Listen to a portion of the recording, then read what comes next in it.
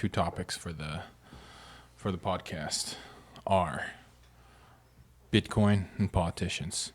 Starting with politicians. Right. What about politicians? Specifically, their wealth and whether they should be allowed to make money while in office. Not their general salary. I think people should be compensated for their work, but I think their ability to influence laws, regulations, lots of things. They have a lot of pull with what they do. They take money, and you start watching how much people were worth before they went in office, and then after, and it doesn't match their salaries. That's pretty much the first thing I was gonna cover. It's not that, like, where are they getting these opportunities?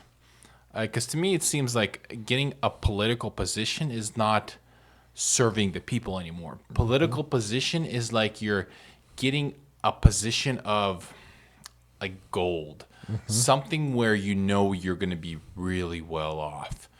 Why? That's the best question. Why are politicians making $170,000 a year, but their net worth is $50 million and more? And more, yeah. Right. No, and should they be allowed to vote on things? Because there's like a voting procedure in the House and the Senate. They vote bills through the Assembly, and they're able to not just vote for things that directly benefit them, but indirectly through their constituents. AKA inside trading. Yeah.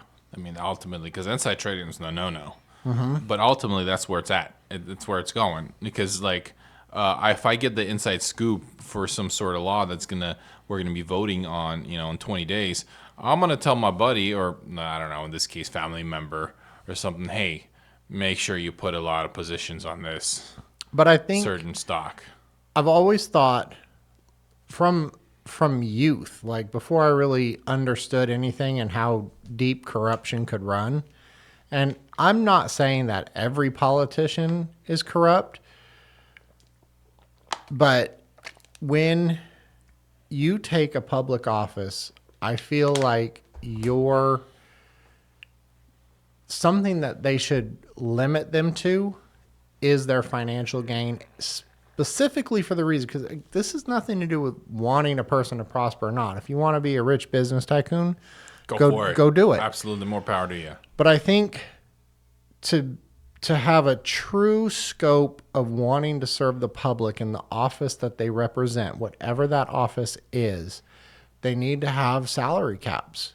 Hard and fast, not just from what... But it's not salary caps. I mean, but I was going on to that. Not just from where they're at, but like they really shouldn't be able to be profiting and trading and investing and doing all these other things. One, I think it takes their eye off their job. I think the idea of the salary, because if you look at the salaries of these people, it's pretty high for most of the... George Washington said something, I can't speak word for word, but it's something about, show me a rich politician, I'll show you a corrupt politician. Right. Something like that. Because that's like spot on. I think their whole idea with the whole Constitution, that trial period we're having, it was to prevent something like this. Right. And I know there are people that make their living following certain politicians and they're trading. Like they're stock trading. Sure. But that's just one portion of it. So imagine this. I'm voting for, I'm going for office, right? Whatever office this is. This office will grant me many abilities to do many things, basically to do certain bids on different jobs and so on and so forth. I'm applying for this position, right? And you're going to help me do my flyers. You're going to help me do my speeches, right? And the reason you're helping me is because you're gonna get some kickback. Mm-hmm. Let's say let's go real old school. You're some sort of construction person. And I'm gonna point those jobs to you now, and now you're gonna give me some sort of hit back. Now you're gonna give me that 10% or something like that. I bet you most of it is that versus stock trading. Well, I think the the reason I bring up the stock trading is because they're able to influence laws that Sure. directly influence the values of stock. So I have a little bit of firsthand knowledge. My grandfather was in politics, lower level, state level, but he was specifically into water rights.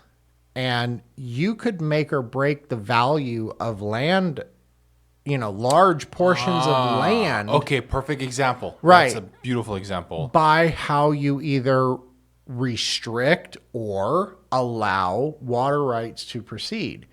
And I don't want to go into specifics of what his career was about, but the point of it is, if he has 100 acres of his own invested in that area and he knows a couple of contractors and all these things, he can give his friends the heads up, hey, let's buy over here because I have a feeling that they're going to, release the water rights and then all this will be worth a lot more. And that's just one 10 aspect. times or whatever, yeah.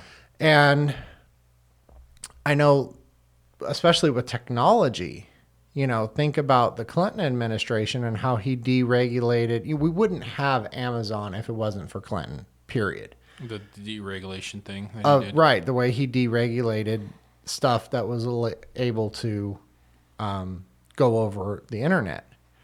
And you can almost just use your imagination as how creative they can get. And they're very smart people. I will give them credit for. Yeah, but again, we go back to they're not serving the people anymore. Right. They're not making a water bill based solely on whether it's going to improve the general economy, The community, economy, right. People around there, versus how's this going to help me? And here's the problem with this: corruption on top of corruption on top of corruption. How long can the country handle this? I'll give you an example. Soviet Union. The corruption got so bad, the whole thing fell apart. Mm-hmm. Right? So, and even to this day, all these little Soviet Union satellite countries, and in Russia all the time, Ukraine, where basically they get a contract to build this 10-mile stretch of road. Let's say they're gonna get a budget of $10 million, right? And they're going to spend $1 million building that road. So instead of packing the ground and having a 3-inch gravel and then runoffs, basically they're gonna put a 1-inch gravel, and instead of a 3-layer tarmac or whatever the tarmac is supposed to be, they're gonna put a little thin layer of tarmac. That road's gonna last 2 years, and then they're gonna run off with the $9 million, and they're gonna spend $1 million, and that's the best example of corruption. We're not having this here yet, but it's getting there because tax money, all these politicians vote on these bills like tax money is unlimited. They don't even look at the tax money because we're so into debt in this country, right? Right. So tax money is unlimited right now. And the everybody wants to get a government bid or a government job because it pays double, 3 times more, and they're always over budget, they're always over time. It's a mess. Look at the Bay Bridge, the San Francisco Bay Bridge, the horror stories from that, how it was built, put together, how long it took, how much over budgeted it was, the material, the sourcing, and it's mind blowing, and it's all due to these politicians that want to fill their pockets. So I think we really need to be, and I don't know what the right answer is, because other than some drastic changes, because for me, revolution. Well, there needs to be revolution, but some drastic changes into the laws about how and where they can make their money. I think while they're in office, they should be limited to what they're making. If you take somebody like Donald Trump and he already has a bunch of resources of his own and it's off doing its own thing, fine. But even to that, he goes into office and he can really manipulate things to make his stuff a lot more valuable. And people brought this up before.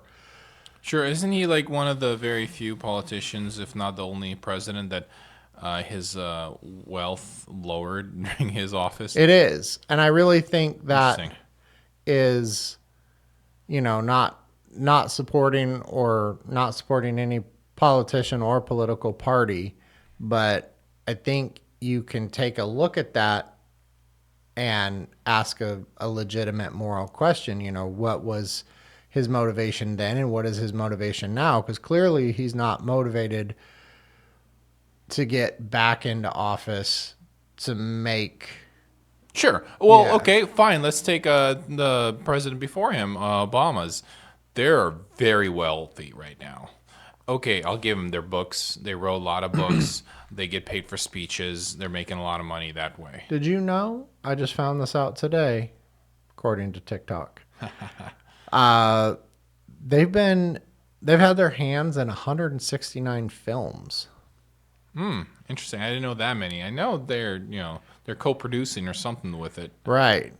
So Okay, so they're getting money from there. So like him getting into office, let's say the presidential office, he had so many opportunities. So did he get those opportunities after his presidential time was over? He was done being a president. So I don't know. I don't know too much about it. I just know they're very well off. but you can look at their wealth.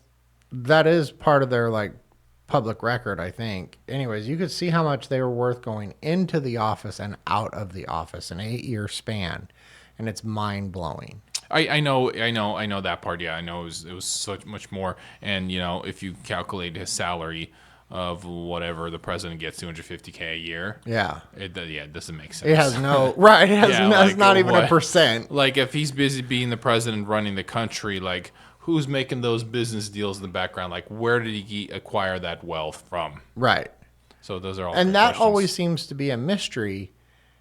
Like, where did all that money come from? They might tell you where he started and they might tell you where he finished, but I've never been able to see a breakdown. Nonprofits now. Speaking about corruption, when you tie in a nonprofit with a politician, there's something going on there. It's like a money funnel.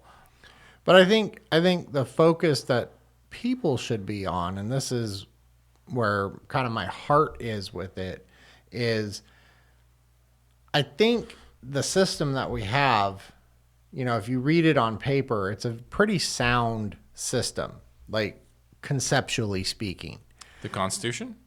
and the system of government that it supports. The seat, the fact that we have a president, that we have Congress, that we have Okay. Senate, right?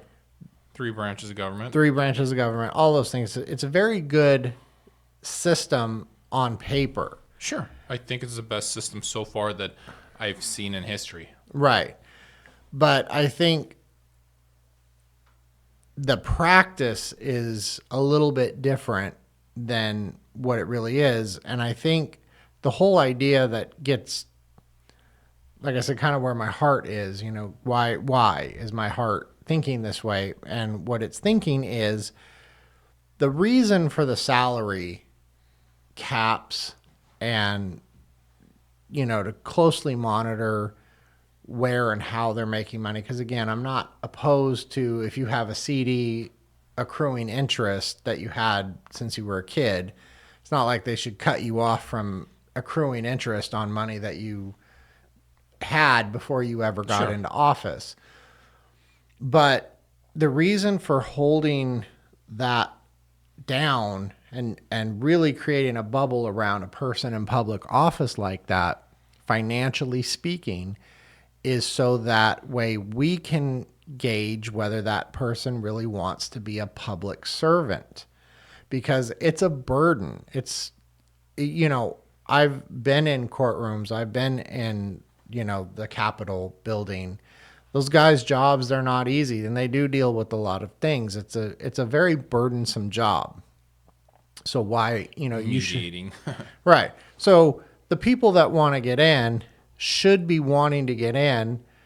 My favorite is education, because I'm mind blown. Like if there's one place that I would just approve anything, it's in our educational system, and yet our educational system keeps degrading. The money that goes into it, Yeah. and the quality that comes out of it. Just what the heck is going on over there? Right. Well, okay, so let's continue the whole politician corruption thing here, because the education's a big part of it too, right?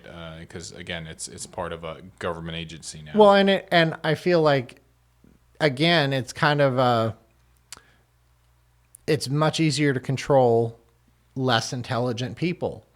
Oh yeah, that. Yeah, right. So part Sure. part of the political corruption here is like, yeah, let's churn out dumb people. Well, that's not a political correction. That's more of a world control kind of topic. So, anyways, back to communism or back to Soviet Russia and communism and corruption. The whole idea of socialism, communism, which is almost identical ideas, is everybody's equal. But then we get the human element in it. If we were some sort of machines, sure. But we're not machines. The whole idea of communism is against human, not psychology, basically against how humans work. Right. We're not built to be that way. We're always competing, right? So when you talk about corruption, that's why a communism society doesn't work, a socialist society doesn't work, because the corruption, the human element starts occurring, and it gets worse and worse and worse. And capitalism, again, is not perfect. It's been working pretty good. I mean, there's in our written history, we haven't really had anything this good, but it's starting to degrade pretty quickly. So, and that including education. Well, I think we're seeing a lot of degradation. I mean, there's more to it, Right. We get into the food, we get into social media. No, all these things eventually tie in. It's, sure. We pick apart a subject, but the corruption is just so multifaceted, but to me it always seems to have some sort of financial portion. For the people who are in politics, they are always gaining, financially. It's not like they're gaining status or whatever. It's always money. It's all the above. Right. I mean, They're getting status. So They are. And status equals financial gains. Lot one of- way or another. Yeah. Right. Well, okay, so I think in government, though, the whole problem is government. Because government, you have people work in government. Unless you have some sort of guidance system to make sure there's no corruption, there's going to be corruption. For example, what is like the most cliche thing you hear about a government employee? They're lazy, right? They're lazy. And I mean, I wouldn't say it's true because I've worked with all sorts of government agencies doing IT work. But when you go to DMV, I don't know, those people are hustling. They're always working. Like I hear about DMV, how lazy they are, but no, I'll give them credit. They work pretty hard. I see those guys working. But I also been to other government agencies like what was it, like house planning or something, and those guys mope around like nothing's ever happening. And then speaking of IT government employees, I swear they do like 2 hours of work a day, maybe. right.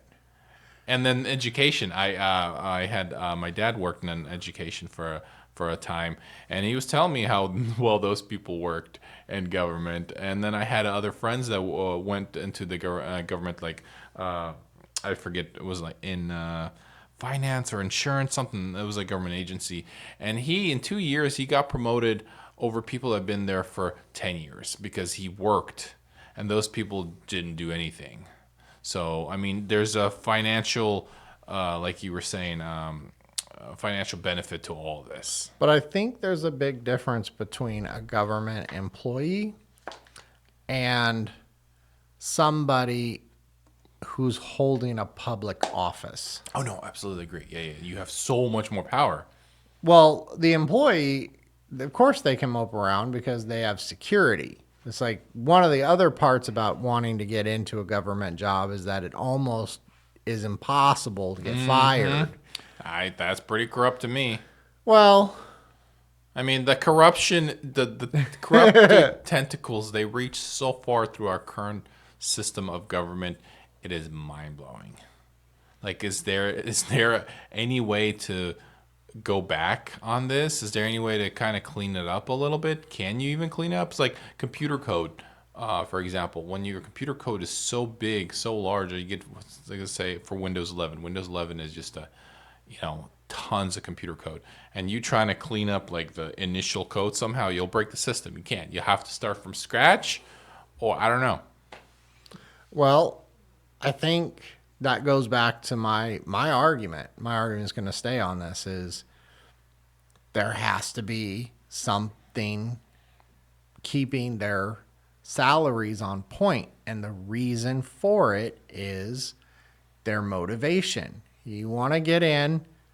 Oh yeah. That's actually beautiful. Like, what is their motivation to get in Right. to office? Because right now, I would say it's very little people going for politics to actually benefit society, benefit their country. No, and you hear those, Oh God, yeah. you hear it all, Oh God, yeah. Ralph Pandea is running for city council because he Stands firm on crime. firm on crime, or he has a special needs kids and he wants to make education better, and it's like, well, that's a wonderful pull on the heartstrings, but And the thing is, I don't think it actually works on people. People are so, how can I say it, polarized on politics. They vote down the party line. I don't know last time I actually talked to somebody that knew their current politician in their city and what they stand for and what they ran for. It's just down the R or the D, which Right. I think that's where it all begins right there, is maybe the whole lie of your vote has any sort of power. well, that will get us into a very I think it did at some point. no, I think that's a very that's a deep rabbit hole there because Sure. my wife and I both vote, and we got our primary ballots in the mail, and this time we were looking at it and it was just like it was garbage. Like, I don't even know who to vote for because there was just no good candidacy. Yeah, well, yeah, maybe you're right. That's a big rabbit hole because I would like to talk about the whole thing about it's there's a term. It's a very famous term. It's like the lesser of two evils. Why do we have to choose the freaking lesser of two evils? It's like I'm gonna either get slapped in the face or punched in the stomach. Which one would you like? Well, it depends on who's punching me, first of all, or slapping me. But I get what you're saying, because isn't it the Me, choice? I'm punching you and I'm slapping you at the end of the day. It's either the right hand or the left hand. Well, you're right-handed, so I'm going to take whichever you're using the left hand with. I'm pretty good at boxing. My left is Are pretty, you? yeah, Okay. left jab is pretty good. I'm pretty good at getting hit. I'm just letting you know right I need to now. clip that. No, I think you should leave that in. A little comedy relief is Alright, good. sounds good. No, I agree. Make a YouTube short. I'm really good at hitting people, man. I am really good at getting hit. Da-da. Anyways, No, I think you're really onto something there. What were you saying? I was talking about that we have no choice. Oh, lesser of two evils. Yeah, lesser of two evils. Like you were saying, you're looking at your ballot. Is there anybody good on there? Right, and You want to get slapped or punched? and I think something has to change. I'm going to go back to the money, right? Because before a good person to vote for is going to come out and actually make it to a ballot, you're going to have to stop, the scramble of all the people who are clamoring into it. There's a lot of people, it starts, you're not even supposed to be able to do it, but it starts with your campaigning. Who's funding all that? And why? Why is so-and-so getting funded to run in the first place? Well, okay. I'm going to give you an example of, let's see, a few politicians. Let's take Obama. Let's take Joe Biden. Let's take Mitt Romney. And they're career politicians, right? They've been called politicians. I think that's all they know. I don't know if they did anything else in their life but be politicians. So they're like professional puppets, I would say, in my opinion, because they're just swayed, whatever. And this is why I say this, because if you look at their statements, let's say 10 years, 15 years, 20 years, go back as far as they started being politicians, and then review their statements, go through the years, they're always changing. They're never firm on one, like America first, or all immigrants are welcome. They're all over the place. They're like 10 years ago one way, now they're another way. Right. So like, again, like you're saying, they're motivated by something else. It's not serving the people, because serving the people, they would be firm on that position for the rest of their life, because that's what they believe. Those are their beliefs. Right. And they, would be listening to the people and what they're after too. If you have an area, because problems develop, not everything is a life affirming decision.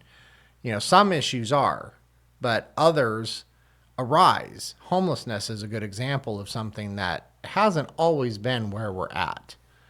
Sure. Okay. And, again, are we going to get a politician who wants to clean up the streets, make a homeless shelter, do whatever it takes because that's the right thing to do and there's actually good ways to do this? Or are they doing it because their buddy Bob Bowe has a whole bunch of land that's useless right now, but could be worth a fortune if there's a government grant involved, building low-income housing, in low-income, right? All types of things like that. As one just burns down the other, the one. Did you see the news where it burnt down? One low-income housing construction just totally toast. Just toast. Well, we're gonna need a reboot. Yeah, exactly. Oh, we need another $100 million to rebuild this, or the houses. There was like, I forget, either 50 or 100 tiny homes, and if you do the math, how much it costs to build them. It costs like $200,000 to build this little shack that's worth $20,000 on the high end. Yeah, it is mind blowing. There you go. That's 10x corruption right there. Right. All these pockets got filled because it cost $20,000 per the construction cost, but there was $200,000 of government money in there. So now there's $180,000 that filled every pocket down the line. Well, except the do you remember the stimulus checks they were sending out, right? Sure. So I forget the staggering numbers, but if you look at how much it cost, the actual dollars that were sent out for the stimulus to the final dollar. Well, if you just added up all the checks they wrote, to the people, and then you look at how much money was backing. There was so much fat in that bill. Oh. The bill that got the stimulus checks to us, right? It was probably 10% stimulus and 90% just everything else. Everything else. Well, that's a perfect example. I think we just passed, the government, the Senate just passed a 1.2 trillion bill to continue funding the government. And if you again, TikTok, if you see the nitty gritty of all these little things that are there, it's like there's a whole group of people sit there and they're like, "There's our chance, pop, pop, pop, pop, pop, pop, pop. Put that all in there." And do you know, for example, Elon Musk I don't know why it hasn't been done yet with AI. He basically said with his AI, the bills that come up, he could basically filter everything and just line by line what everything they're voting for. So instead of reading this 150-page bill, which again, that's a whole different topic. Why is a bill 150 pages or 1,000? I don't know how long these bills. I just know they're by the time they come out, and if you're a speed reader, it'll take you more time to read the bill than by the time it's approved or they're voting for it. No, and it is just laden with compromises. And I don't understand why we can't. When you say compromise, what do you mean? So let's say you're in a small area. Okay. We're going to go back to schools, and you want to get money because right now the only thing that's important in school is sports. They're not going to cut football and baseball. All the music, chess, these like things that really enrich, Actually stimulate your brain. right? They don't fund because there's no money. So you want to go and you want to get, it's like, well, we need to fund our schools and we need to fund it for this. I say, okay, well, how much does that cost? And it's like, well, an arbitrary number, $1 million. Sure. Okay. Well, if I'm going to vote on your bill, then I want another 100,000 somewhere for landscaping because my buddy Joe, he's a landscaper. And we need to approve that land for building commercial. Right. So this is a very oversimplified example, Sure. but Makes sense, yeah. But once you start a single issue moving down the track, these people come along and it's like they make all these compromises. It's We'll vote yes on this if you vote yes on this. And everybody, so basically all these politicians, their pockets are full. Of our money, by the way. Exactly. Of our money. Speaking of money, like you think if our financial system was ran on Bitcoin, would we have these issues? I think a perfect segue into this is like a good example of how Bitcoin could be valued or devalued rapidly by government influence. So right now, Bitcoin has this magic thing where when you transfer Bitcoin back and forth, it's not money. Let's make that very clear. Bitcoin and U.S. currency are two separate things. Sure. So if I give you $1,000 of cash, you have to report that on your taxes. If I give you 1,000 Bitcoin and then you give it, right, and it moves around, nobody has to pay tax on it. It's still worth the same value. The government didn't steal the portion And the of only time that it ever gets taxed is on its final spot where somebody takes the Bitcoin and converts it back over to money. Now, what will destroy the value of Bitcoin is if they regulate Bitcoin that it has to get taxed like money. Bitcoin will fall out. So the reason... So you're saying government would... The only thing that could ruin this beautiful idea of Bitcoin is government. Well, what I'm saying is there could easily be a bill like that, and somebody could either want to hurt an opponent or bolster their own pockets or whatever by the way they vote on Again, that. it's not for the people, for the society, for the country. Right. It's for somebody's pocket. So why do I, now moving into to crypto and Bitcoin, I remember the first time I learned about what money was. Okay. And it was this still little learning. this little book. I really recommend this book. If it's like a 10-minute read. Okay. And I got it years ago. I was young, and it's the Wall Street's Guide to Understanding Money. Okay. And once upon a time, the reason you had tax, and this again, oversimplified, right? There's the currency itself is a product, paper Okay. and metal. Sure. Okay. It has to be printed and it has to be minted.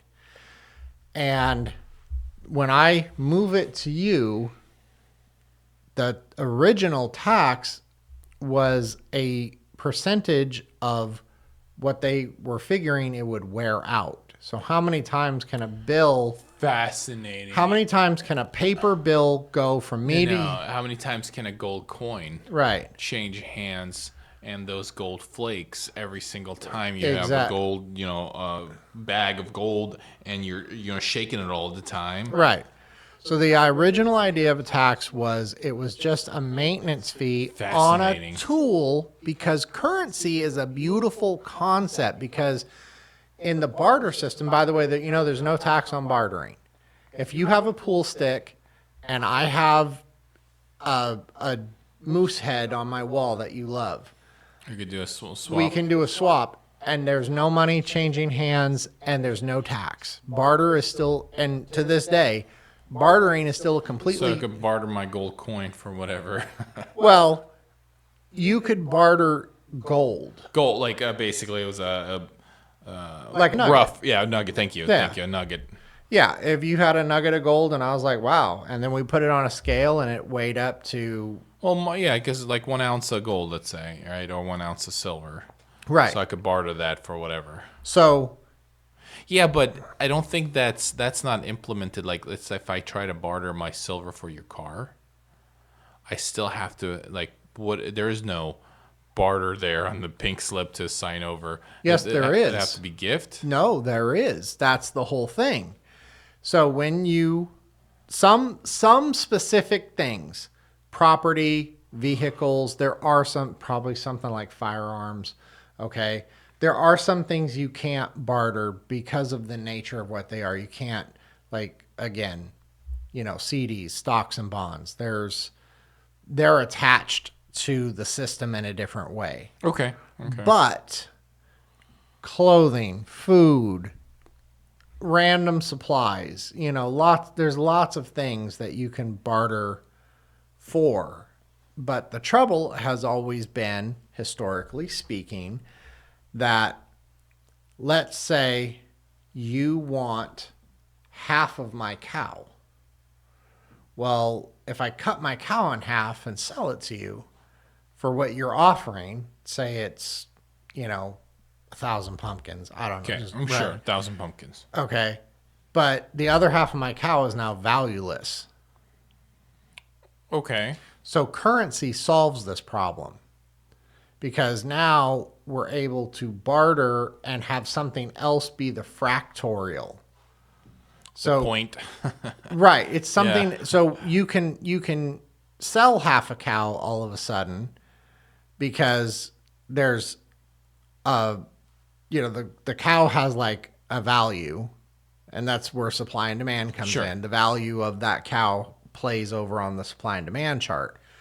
But the reason I'm able to sell you half a cow now, right? You can pay me the money. I can wait for somebody else to pay me the money. And then when I have all the money for my cow from 2 different sources, I can then slaughter the cow and sell it to 2 different people.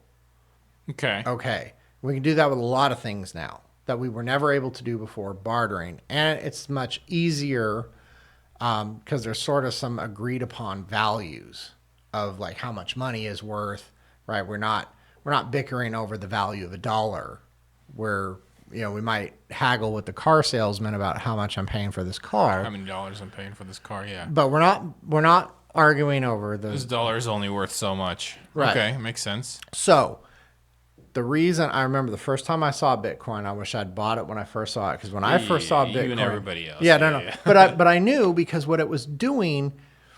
So I'm gonna back up a step, Okay. and we'll walk up to this again. I've read a lot of financial books, like self-help, not real financial books that you would get in business school or anything like that, Okay. like Rich Dad Poor Dad and those types of financial books. And what I learned was, you cannot essentially make and or counterfeit U.S. currency. You can't even deface U.S. currency. Sure. So the first thing you have to understand is that U.S. currency is not yours. That's why they're able to tax it in the first place, is because the money in your pocket, in your bank account, and all that stuff, it is not technically yours. It's just a representation. So I'm just really quick, you cannot destroy money. Yep. Maybe. Okay. Why? Yes. Now, if you buy a car, you go home, can you destroy your own car? Sure, all you want. Because the If I car. borrow your car, that's No, a problem. but right. Okay. And therein lies the thing, is that the money, by the absolute definition of the law is not yours. The money you have is yours to control. Hold on. Clarify. Hold on. You're saying the money, and we're talking about the U.S. dollar. I'm talking specifically. Do I have my wallet? I do. Is there money in here?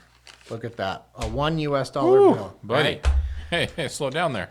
Why can I not tear this up or burn it? Because you'll lose that dollar. But for real, why is it a crime? Yeah, I don't remember. I looked at it at one point. Because this dollar bill, even though this is a dollar bill that I'm in possession of, Sure, and I can use it for trade, the bill itself, the paper, isn't mine. Oh, interesting. This bill is the note on it. the bill itself, see. the paper, the ink, is owned by the U.S. Treasury, the Fed. They own this bill. Well, hold It on. is. The U.S. Treasury, not the Fed. That's the same thing. The Fed. No, the Federal Reserve. The Fed owns the money. What is the Federal Reserve? That is that is diverging from the point. Okay. Because there's a really. What does it say on the dollar? I have $1. I'm just like you. I don't. What does it say? Why does it matter? Shall we put up a picture of the U.S. bill for everybody to see? Yeah, probably. What does it say in my dollar bill? This note is legal tender for all debts, public and private. Okay. Federal Reserve note. You know why it's a Federal Reserve note? Because that's the central bank of the United States. Yeah. I'll trade you. Both have a 1 on it. I know.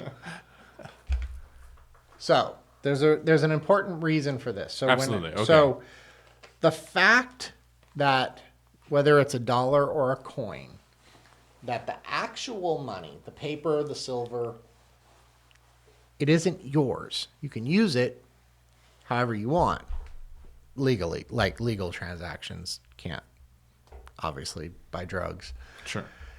But the point of it is going back to the origination of tax, why, when money transfers, why is there a tax? If you gave me that $100 bill, by all rights, I'm supposed to pay tax on it. Yeah, whatever the tax value is for that transaction. Exactly. Okay.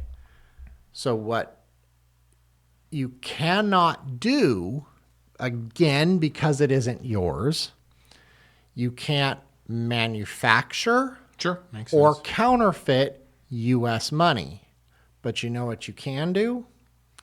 You can manufacture your own money. Yeah, No. I've seen that. I've seen that where it was. I think it was like Richard's dollar or something. Yeah. I forget what it was, and he had basically a little piece of gold in it. Okay, yeah. Done. Right. So there's no law against making Vlad money. Yeah. Okay. The thing that Bitcoin did is they took the physicalness of a dollar bill and they converted over into like a digital marker. And I knew that this idea of cryptocurrency was going to be the future because all that it does is, because it's not US money, right? Because it's just this marker out in cyberspace, it can make transaction after transaction thousands of times, unlimited amounts of times, and never have tax on the transaction. Bitcoin makes their little piece of the pie on a transaction fee like MasterCard or Visa. Sure. Okay, but that isn't tax. That's just a fee. And the To fee, complete the transaction, to run the machine, so on Right. and so forth. and the fee is substantially less than MasterCard or the other ones are trading. And that's why it takes a little bit for the Bitcoin transaction to complete, because it needs to be computed. Right. So, all this being said, all these cryptocurrencies now, they all have one thing in common. They're not U.S. money. Okay. And Competition. and competition is good because you do, whenever you have, because essentially cryptocurrency is a product. So whenever you have products, competition is good. Sure, absolutely. You get higher quality. Maybe you use Dogecoin because it's safer. Yeah. I don't know what. For whatever reason, it's quicker, yeah. But the magic of it and why I am sinking all of my money into Bitcoin. You too? Yeah. Dang, I thought I was the only one going all in for my $20 bill. Yeah. So, but it's because it's able to move without being taxed. So I can move money. I can move Bitcoin to you. You can then move that Bitcoin to somebody else, that person, and so on down the line. And there isn't the tax, again, until somebody pulls the Bitcoin out. And buys a car. No. And converts it to money. Oh, that's what you mean. Because to buy a car, depending on your dealership. That's kind of what I meant, roughly. Right. But I see. Unless the dealership approves Bitcoin. Right. And then they're not going to, how can I say it, put that Bitcoin transaction on the papers. And so that is what, when I first read that Wall Street's Guide to Understanding Money, and then I saw Bitcoin, that's what it was those this two epiphany. click together, It but was you like, never did anything about because it. the money isn't yours. The Bitcoin isn't yours either, but you have that encryption key. But you can move the cryptocurrency around and not pay taxes on every transaction. Well, it's just a tiny portion of why Bitcoin is Bitcoin. Now why we know it as digital gold. So I want to know what you know, because I am highly interested in this, and I'm actually not the most knowledgeable person. Me neither. I know just a little bit. I know it takes. Here's this. It takes the same amount of energy to process current Bitcoin, to mine. It's basically not mining. It's basically holding transactions, right? The computing power, and it's a lot. It comes out to the same value as it does to acquire gold. Oh. Yeah. So it's like 1:1. There's like a little, ratio is a little like maybe 0.97 or Right. something. But it's very close to what it costs to mine gold. Funny it comes to that. Doesn't it? Funny it comes That to is that. one tidbit I learned that was really fascinating. Yeah, because I'm very interested in the mining aspect as well. Absolutely. Well, I mean, mining right now, I just don't see it how, at least not for me, or maybe not even you, where it's actually logical for us to even get into it, because it's so far out there with the computers you need to purchase to mine. Right. Well, I've they're advancing, and so is their algorithms. It seems like it's taking more and more computing power all the time. Well, that's what it's doing. The more miners are in the pool, the longer it takes you to get a Bitcoin. So there's pools, right? There's let's say we could join a pool, and we could put our computing power, or hash power as it's called, to that mining pool. So let's say we join a mining pool with let's say 1,000 other people, and let's say everybody has an equal portion, right? And our 1/1000 is when that whole pool will mine a Bitcoin. They share it evenly. And by the way, those pools do charge 1 or 2%. Sure. Just Because everybody gets a cut. So, but right now you would have to join a pool, mining pool, to really make any money, because the chances of you mining a Bitcoin are very, very rare. Okay. So I think, I think my interest in that has been, one, even if you take the cost of the machine Sure. and the cost of the power, Sure.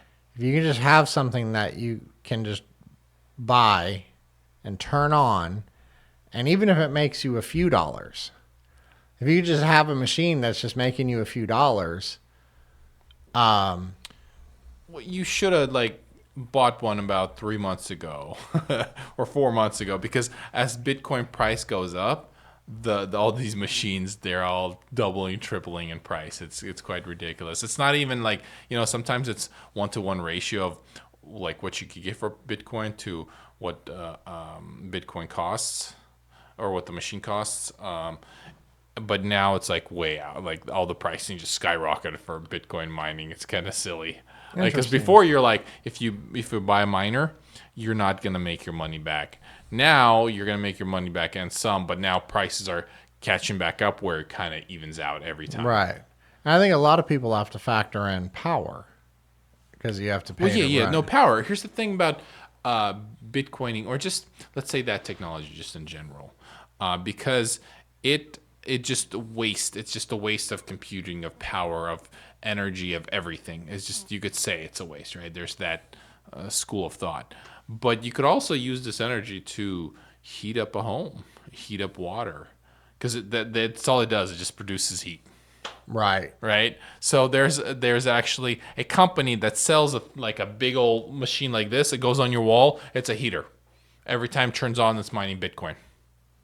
I love it. Yeah, that's what it does. It's a Bitcoin miner No, heater. I love that. I love that a lot because I know another industry that works in a way like that. Oh yeah. Yeah. So once upon a time, there were people who had very hot lights growing plants indoors, Interesting. right? And the plants were very profitable. Strawberries. They were medicinal. Oh, they're on strawberries. Okay. They were medicinal plants. Okay. And it was customary to run the rooms that would, be growing their plants in the evening.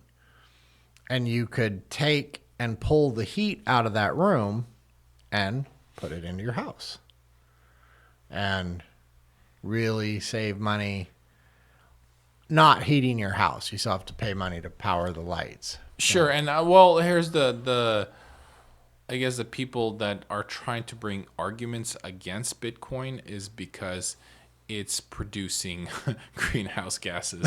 Of course. Oh, Climate we change. covered this Right. topic. And now we're on Bitcoin. So that's kind of like the proponents of against, or I'm sure it's, it's a politician that doesn't like the idea of Bitcoin because it's going to go against something in his pocket.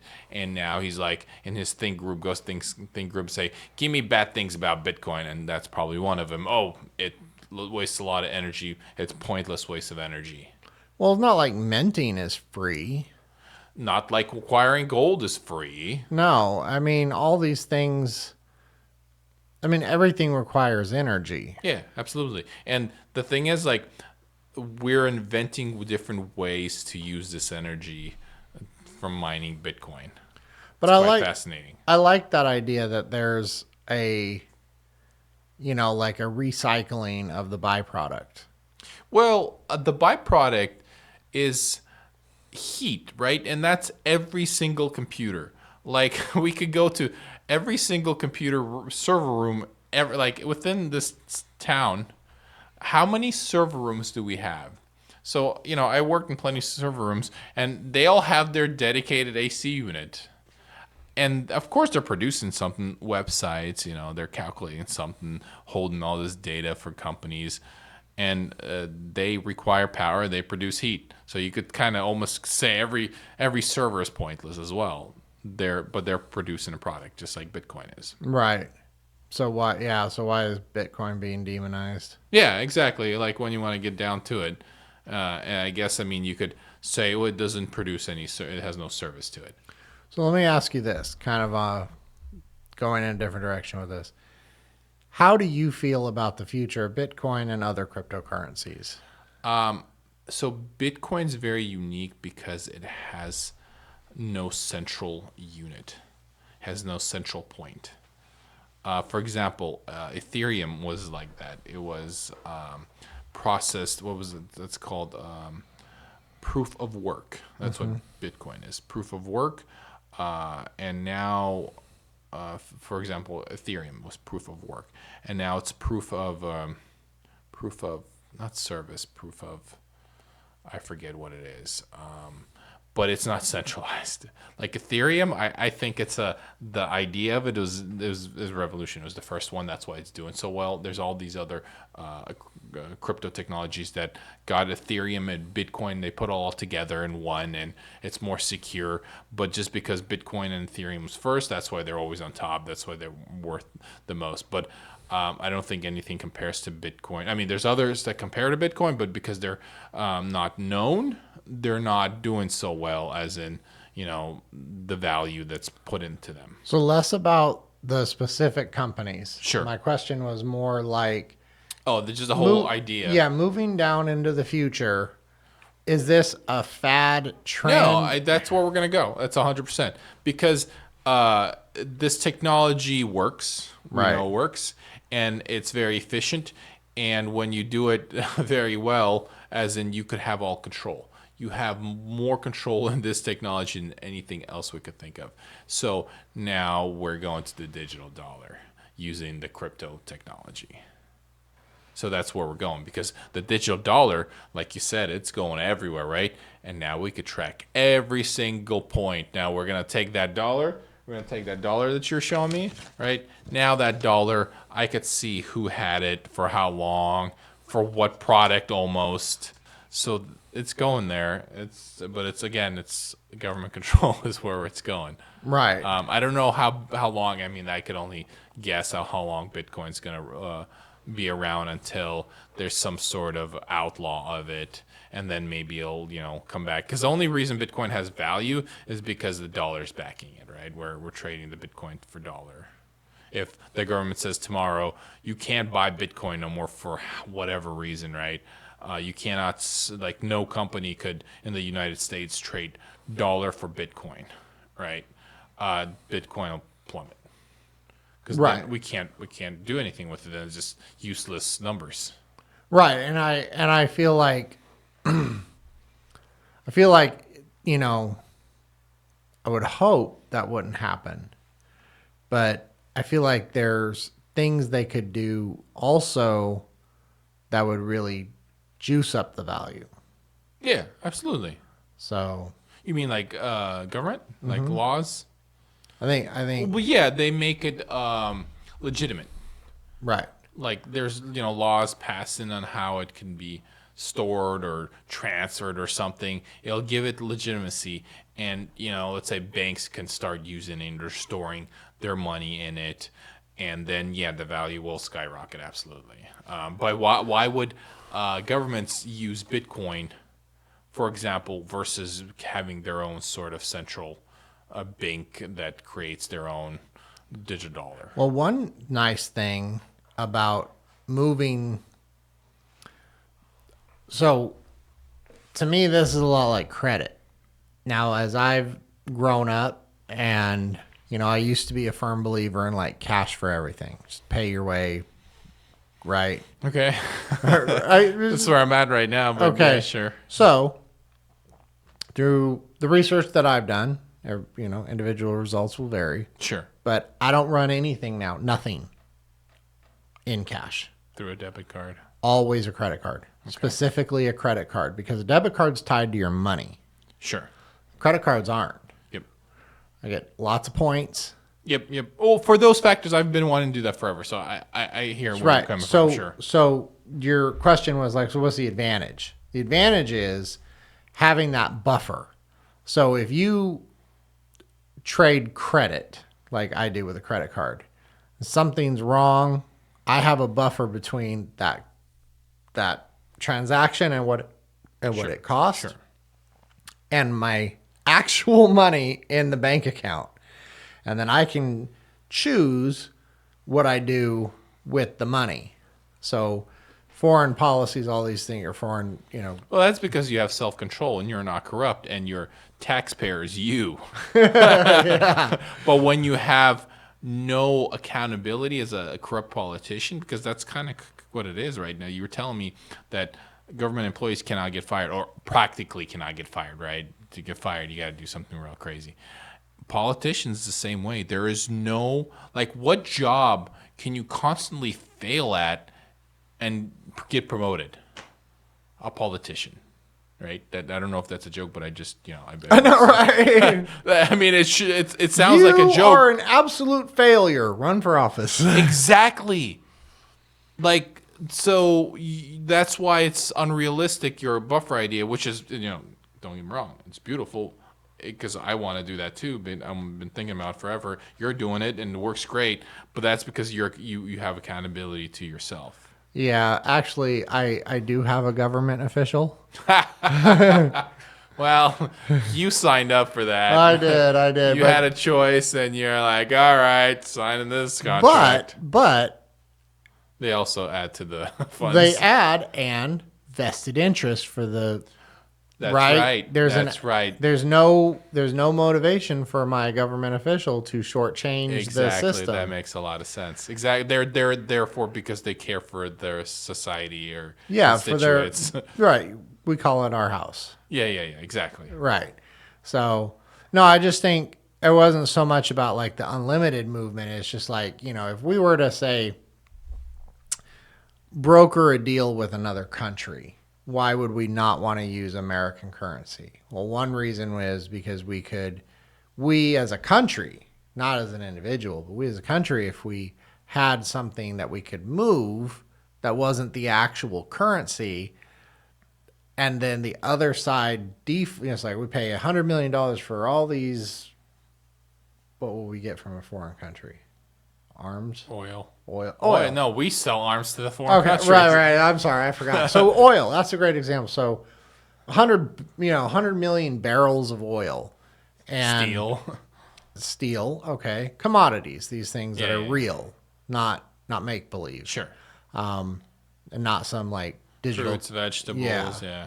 So you can move all this Bitcoin, and then if your product doesn't come to you, you're not out the cash. You have a buffer.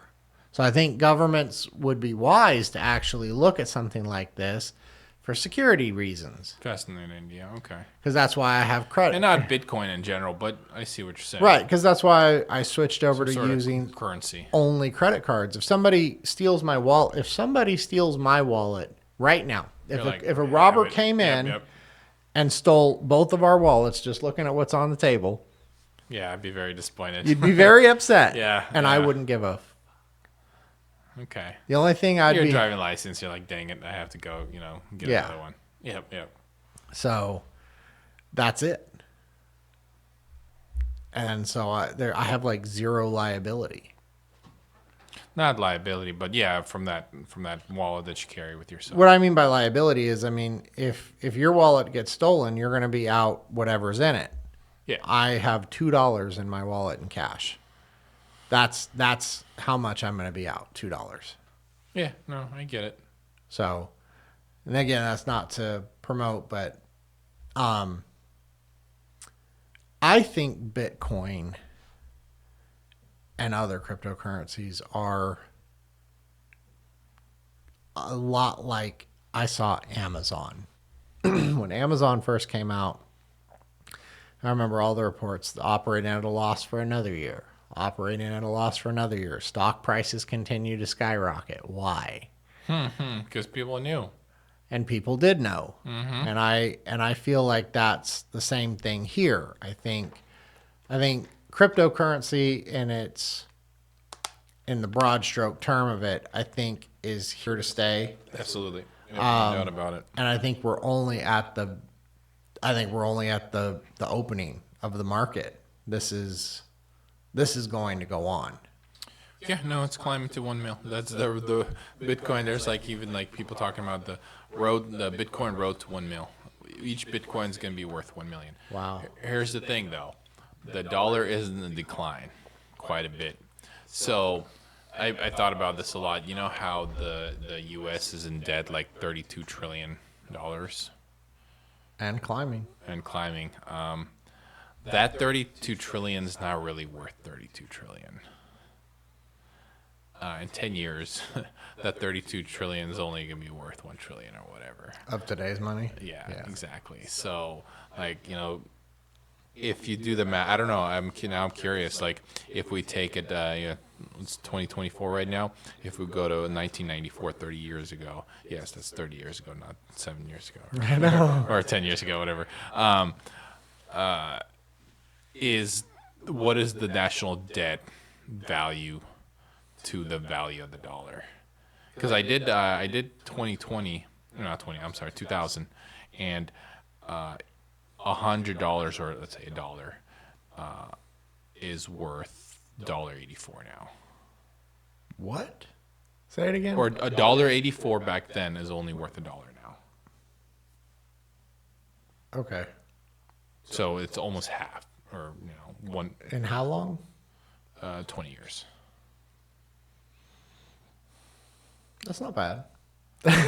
Well, okay, no, that's I would say that's a topic for another time. Like the devaluation of the dollar and how it's inherent in the setup, in the system of the current dollar, or the current dollar infrastructure. It's part of it. Yes, it is. So it's designed to lose value. But we talked about the whole value. I don't know what our subject was at the time. Maybe we were just kind of rambling of how that value, which is time, it doesn't go away. So, but we did trade it for that $1. So now that $1's the $1.84 is worth only $1 now. What happened to the 84 cents? Well, it turned into $8 in your account. But I think what you're saying still holds true. The $8 is only worth, $5. Yeah, it's devalued. Yeah. And I think that's why there's, smart investments. Things, we did talk about this, where it's kind of silly, like gym equipment, iron plates, right? Some things are consumable, other things are almost impossible to consume in your own lifetime. Sure. So when you buy them, your home is a great example. Your mortgage pisses me off every time you tell me. Sure. And I see a lot of people, and that's Sally too. Whew. Yeah, I know she did good. Yeah. So anyways, anything else you want to hit up on Bitcoin? no, I don't. I think it's here to stay, and I think it's here to grow. Bitcoin to 1 million. Okay.